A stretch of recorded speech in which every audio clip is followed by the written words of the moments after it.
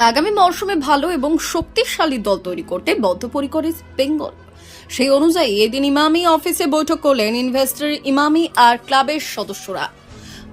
বৈঠকে দলের বাজেট বাড়ানোর বিষয়ে আলোচনা হয়, তবে সেটা মিডিয়ার সামনে বলতে রাজি হননি কর্তারা। এদিন ইমামি কর্তারা ছাড়াও লাল হলুদ শীর্ষ কর্তা দেবব্রত সরকার, ফুটবল সচিব সৈকত গঙ্গোপাধ্যায় সহ সচিব রূপক সাহা আর ক্লাব সভাপতি প্রণব দাশগুপ্ত ছিলেন।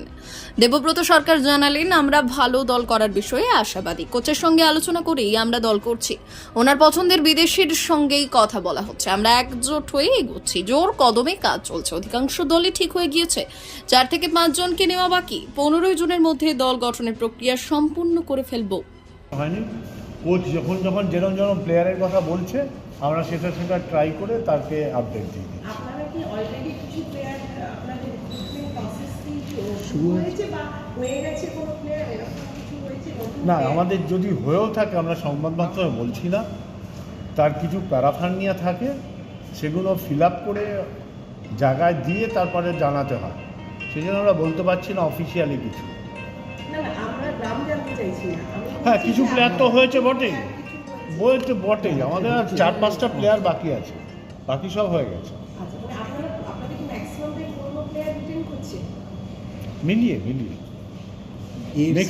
এএফসি কাপের জন্য কি নতুন কোনো ফরেনার আসছে কিনা? এএফসি কাপে তো 6 জন বিদেশি খেলানো যাবে, আর সেক্ষেত্রে কি তো 6 জনই তো থাকবে, আবার নতুন কেন আসবে? আপনাদের ফরেনার রিক্রুটমেন্টটা কি মানে আমি জানি কোচ আমাদের ফরেনার, দেশি, ইউথ সব কোচ।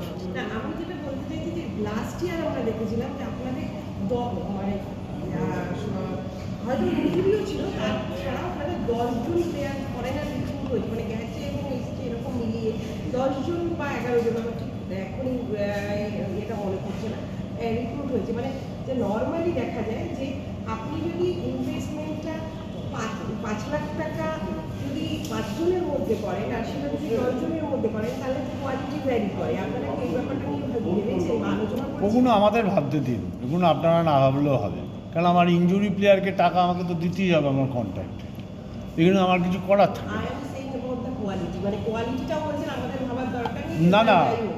না, সেটা তো অবশ্যই আমাদের ভাবতে হবে। না, রেজাল্টটাও আপনারা ভাবছেন না? অবশ্যই ভাবছি। কোয়ালিটি প্লেয়ার তো সবসময় চেষ্টা করা হয় বেটার কোয়ালিটি প্লেয়ার আনবার। এবার পারফরমেন্স তো মাঠে দেবে, সে ডে অফ পারফরমেন্সের উপর ডিপেন্ড করে ম্যাচ কোথায় যাবে। আপনারা কেউ জানতেন যে মোহনবাগান ম্যাচটা হেরে যাবে? না, আমি জানতেন কি? না, দ্যাট ইজ ডিফারেন্ট, না, that is important for us, because day ওয়ানে সেই ডেতে কে খেলবে সে বলতে পারবে, সেই ম্যাচের ডেতে আমরা টিমটা বেটার টিম করব, কোয়ালিটির ছেলে আনবো, ফরেনার কোয়ালিটির আনবো, সেটা কী করে কোচ নিয়ে এগিয়ে নিয়ে যাবে সেটা কোচ বুঝবে। অ্যাকচুয়াল না, সিস্টেমে নেই। আমি এখন যদি একটা প্লেয়ার সই করাই, আমি অফিসিয়ালি বলতে পারবো না, তার কিছু ফানি আছে। আগে তোমাকে কন্ট্রাক্ট জমা করতে হবে অল ইন্ডিয়া এই রিলায়েন্সে, তার আগে তুমি অফিসিয়ালি বলতে পারো না।